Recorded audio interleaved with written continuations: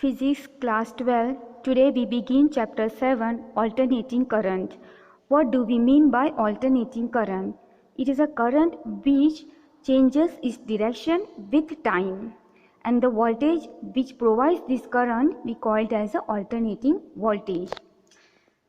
Voltage that varies like a sine function. Why sine function? Because sine function is like if you have learned in mathematics, it is like a wave. Okay, it's like a wave, like this wave. So it is changing its direction with time.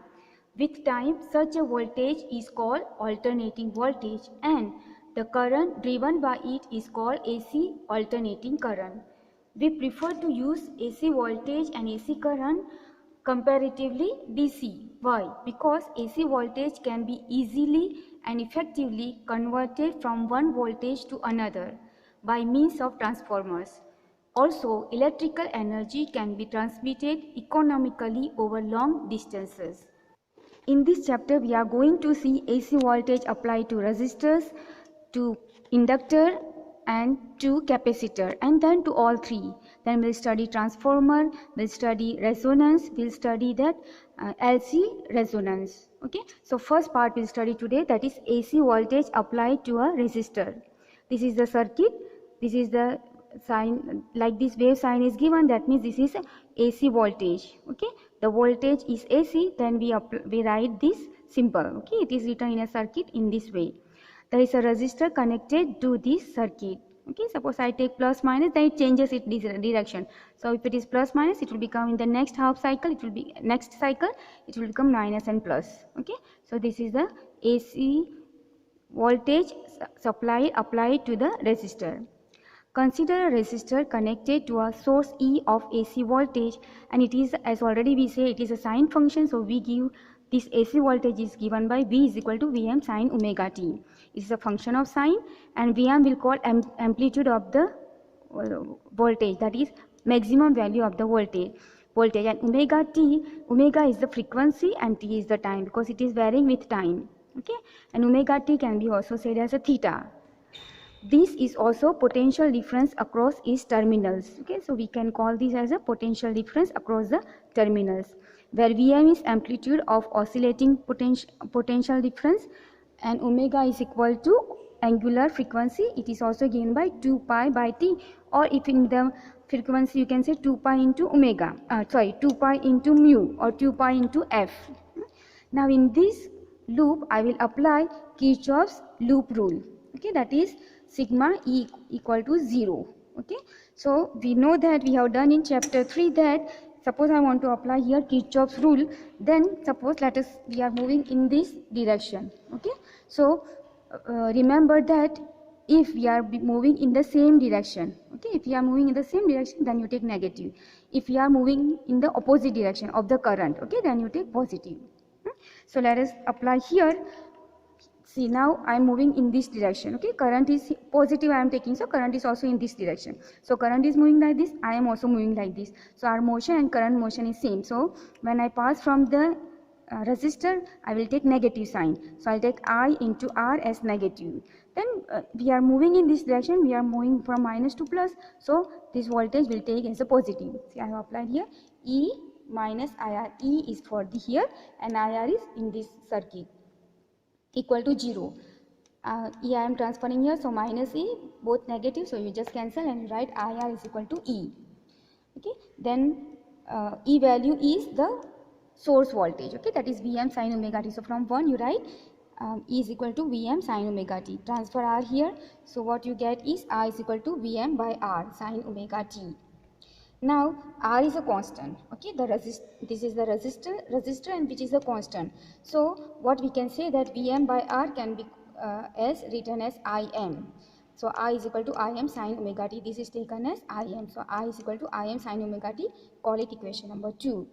And we have written where Im is equal to Vm by R, and we call these as a current amplitude. Okay, this is called Im, which is called current amplitude, the highest current.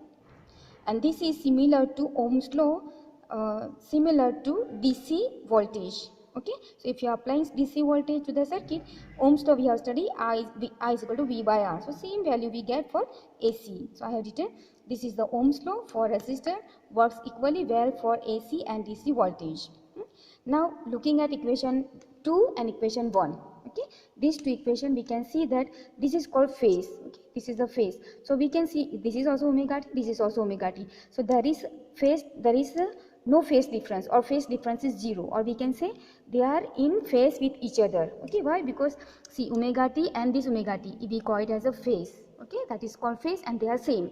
So we call it is there is no phase difference, or we call that they are in a phase, same phase. Here I have written V and I, that is voltage and current, are in phase with each other. What do we mean by phase with each other? That means they get their value 0, minimum and maximum will come together. Okay, see, I have drawn here graph. This black line I have drawn, it is a sine curve. Okay, so the black line is for the voltage V, and the red line is for the current I. Okay, always I is smaller. Why I is smaller? Because this relation I is equal to Vm by R, so it is the divide by R. Okay, and if for example you have got in your circuit, if you have got voltage you are applying 100, okay, and there will be always resistance. Suppose this is 10 ohm, then Im will become, or current will become 100 by 10, so it comes 10. So it will come always, this will come always lesser than the voltage. So I have drawn the graph smaller for current than the voltage. Okay, and they are in phase means their zero values, all these places are 0, which is at the same time, and maximum value are at the same time, and the minimum also is at the same time. Okay, therefore we say that V and I are in same phase, or there is no phase difference between them. This is called phasor diagram. Okay, we'll learn little more later. So in the phasor diagram, we'll consider this I and this V as a vector. So they are the vector we rotate about the origin with angular speed omega. Okay, and its vertical component on the vertical line, its component on the vertical line will give you the value of V and I, that is Vm. Here, from here to here is Vm sin omega t, and from here to here I have written Im sin omega t. Okay, so these are the phases, and they are in the same phase, so they are parallel here. Okay, so this is the phasor diagram, and this is my wave diagram. We can see that maximum is together, minimum is together, and 0 occur at the same time because they are in phase with each other.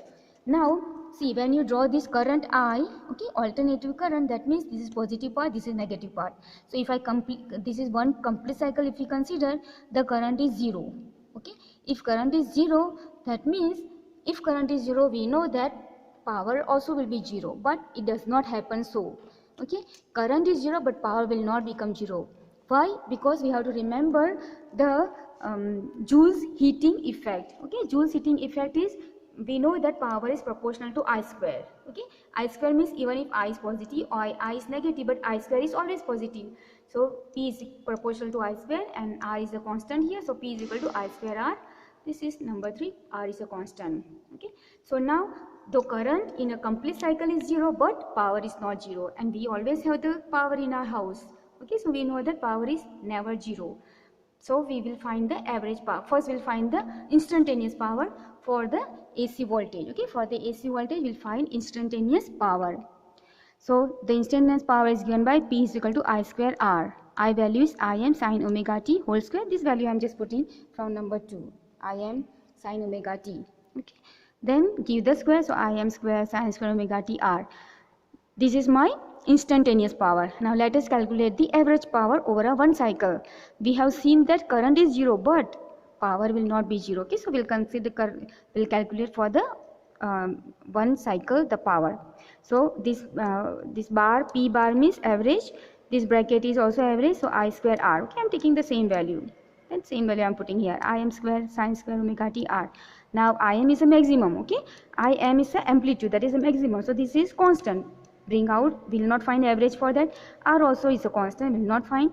Only sin square omega t, because this is changing with time. Okay, so we are going to find average of only this part. So this is the simple for average, sin square omega t. Then we'll use the formula. Okay, we have got the trigonometric identity. That identity is sin square x is equal to 1 minus cos 2x divided by 2. Okay, so we shall use this identity. So that identity I have put here. 1 minus, here omega t is there, here 2x, x then 2x, then omega t, then it becomes 2 omega t divided by 2. Okay, Then 1 by 2 I am taking out, here remains 1 minus cos 2 omega t. This one is constant, so that also no average. You have to find the average of cos 2 omega t. Okay, now for this will use one formula is there. We shall use this for the average value of function f of t. This is a function of time, function of t over a period of time t is average f of t is equal to 1 by t integral 0 to t f of t dt. This is the formula. Okay, this formula we shall use, and first let us find for cos 2 omega t.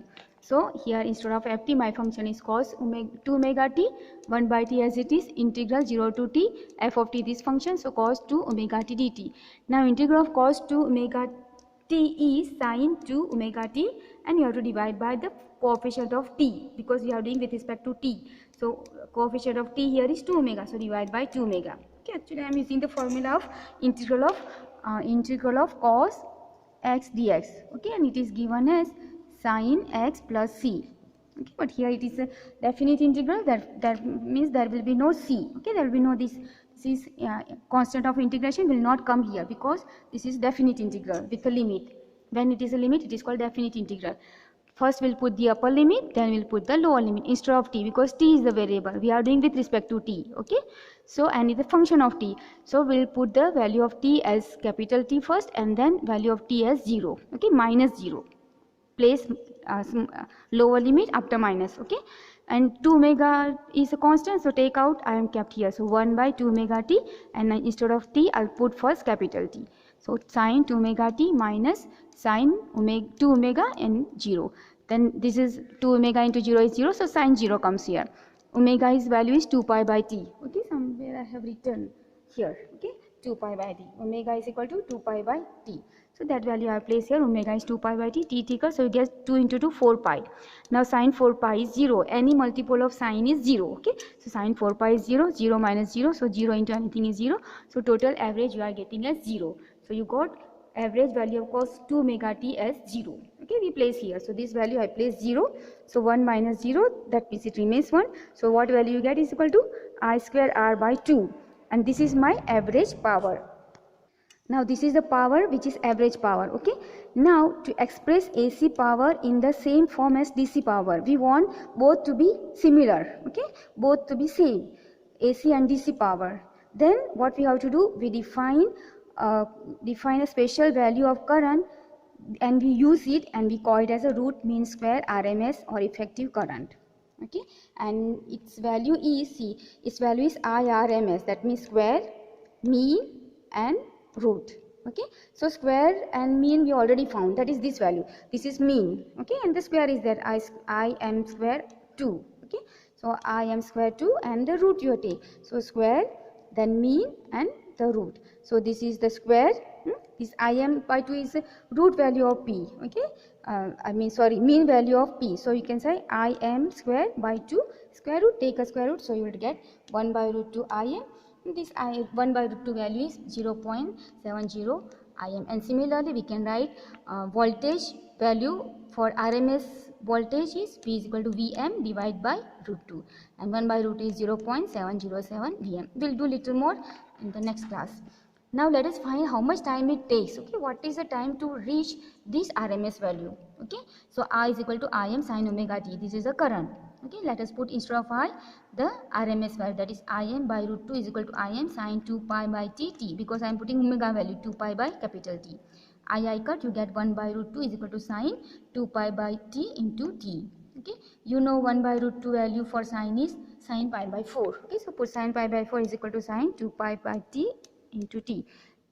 Equate this part, angle, that is pi by 4 equal to 2 pi by t into t. Pi cut, 2 you transfer, so 4 into 2 8, and this capital T you transfer, so it takes t by 8, so 1/8 of the total cycle time to reach RMS value of the current. Okay, so see I have shown here in this graph, this is supposed from this is time from here to here is the total time, I mean total time for one cycle, that is 0 to t. Okay, so that is t, you can just write it here because complete cycle it takes here.